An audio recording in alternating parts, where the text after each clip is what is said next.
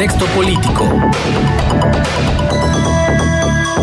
El desacato es el tema que nos comparte esta mañana Luis Fernando Salazar Wulfuk, abogado y analista político. Luis Fernando, muy buenos días. Muy buenos días, Juan, a ti en cabina, y buenos días al auditorio en general. La aprehensión del exdirector de finanzas del municipio de Torreón, Pablo Chávez Rosique, se ofrece como botón de muestra de una de las peores caras del Moreirato, como sistema de gobierno que en forma deliberada y sistemática viola el orden jurídico en perjuicio de los ciudadanos.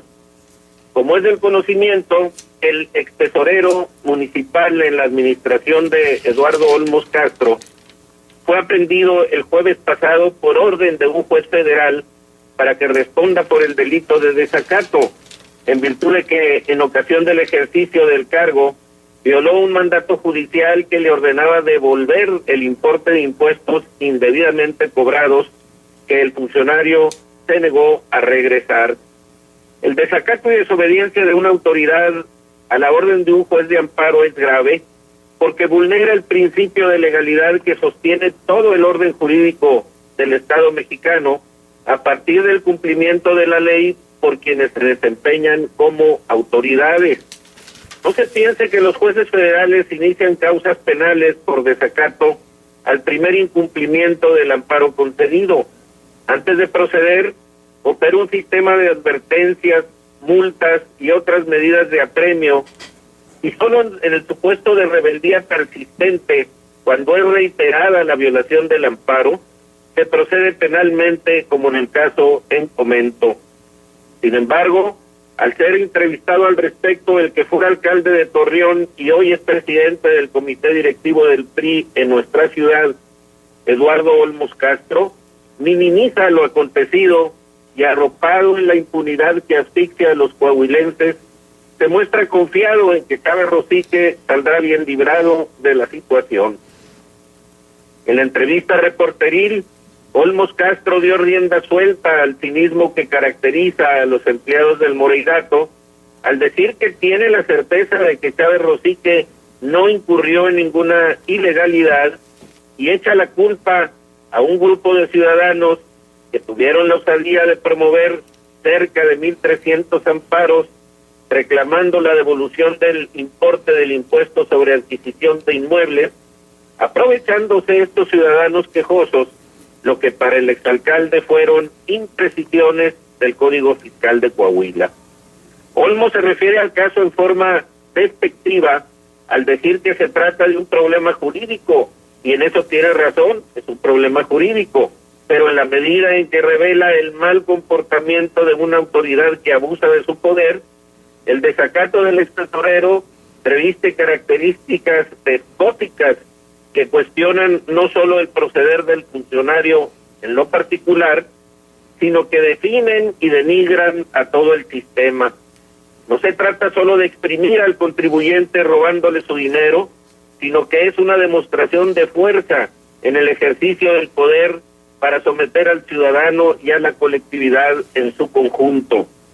La verdad es que en aquellos días el Poder Judicial de la Federación, en diversos juicios de amparo, declaró inconstitucional el cobro del mencionado impuesto en los términos en que estaba establecido en el referido Código Fiscal del Estado, y los jueces de distrito obligaron en muchos casos a devolver el importe del pago indebido.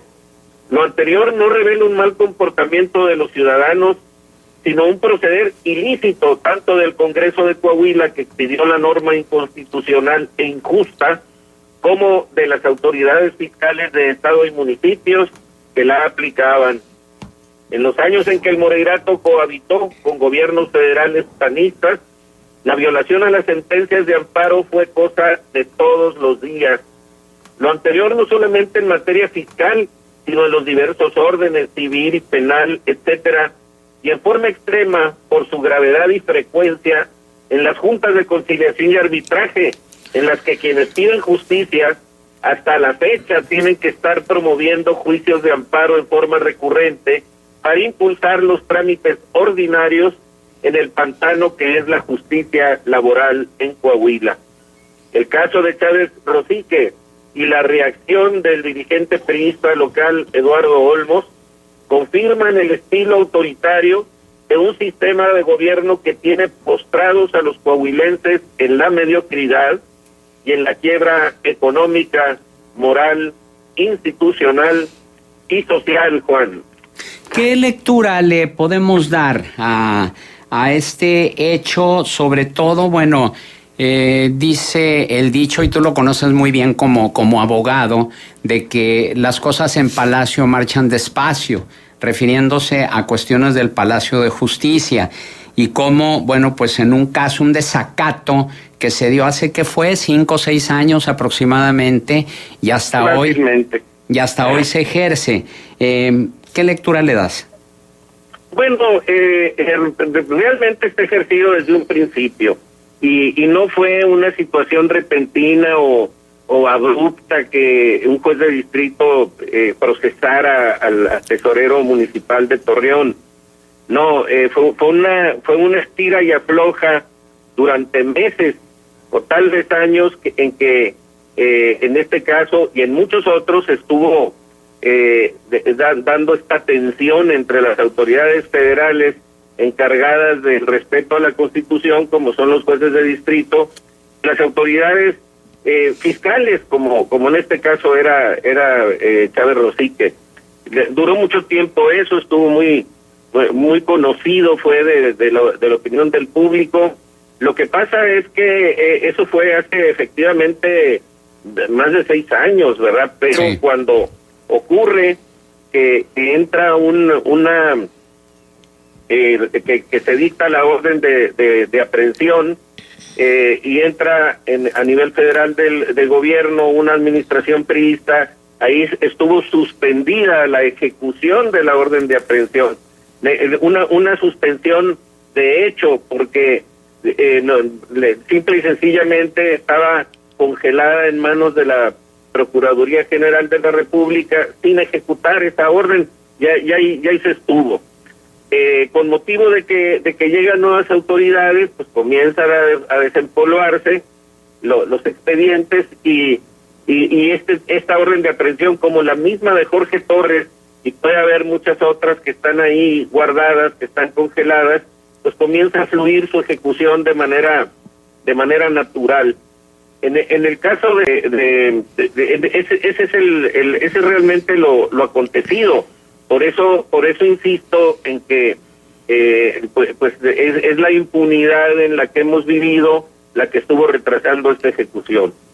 Y a propósito precisamente de exfuncionarios que vuelven a la palestra de la información, ¿qué opinión tienes de el regreso al servicio público del ex procurador general de Coahuila, Jesús Torres Charles, pero al gobierno de la Cuarta Transformación como administrador central de investigación aduanera del Servicio de Administración Tributaria?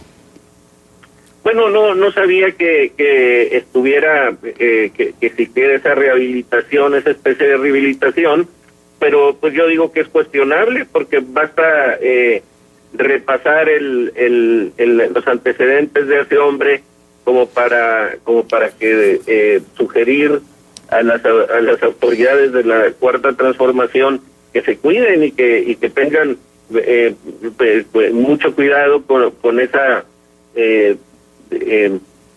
designación que de confirmarse, porque digo, obviamente si me lo estás diciendo tú lo creo, pues resulta desafortunada. Digo, se podría pensar que pudiera darse el regreso a una administración priista, habiendo estado él en la administración priista también de Humberto Moreira y efímeramente en la de Rubén Moreira también, pero sin embargo entra a la administración de Morena. Sí. ¿Cómo se podría interpretar eso o qué nexos pudiera haber para que se hubiera acomodado en el gobierno morenista? Pues yo creo que eso hay que preguntárselo a quien sea su jefe inmediato, porque es decir, ¿por qué admitir a una persona gravemente cuestionada en un cargo? ¿Por qué esa especie de rehabilitación? pues tendría que contestarlo ellos. ¿Por qué lo necesitan ahí? ¿Por qué lo requieren? ¿O qué provecho va a significar para la administración pública su presencia? Yo insisto, para mí es totalmente cuestionable eso, y las autoridades que sean superiores a este funcionario, pues deben una explicación al respecto. Sí, aunque no sería, digo, muy de extrañar, ¿verdad? Esto que comentas de que, pues, altamente cuestionable, pues, ¿cuántos otros personajes altamente cuestionables forman parte del gobierno, no? El mismo Manuel Bartlett, autor de La caída del sistema, que le robó la presidencia a Cuauhtémoc Cárdenas Solórzano y ahora forma parte de este gobierno, o el mismo Napoleón Gómez Urrutia, entre un largo etcétera. Así es. Otra raya más para el tigre. Muy bien, Luis Fernando, ¿algún punto de contacto? Sí, cómo no. Mi domicilio es en Avenida Morelos 30, Poniente Interior 6, y mi teléfono el 716-2636. Gracias, Luis Fernando Salazar Gulfuc, abogado y analista político.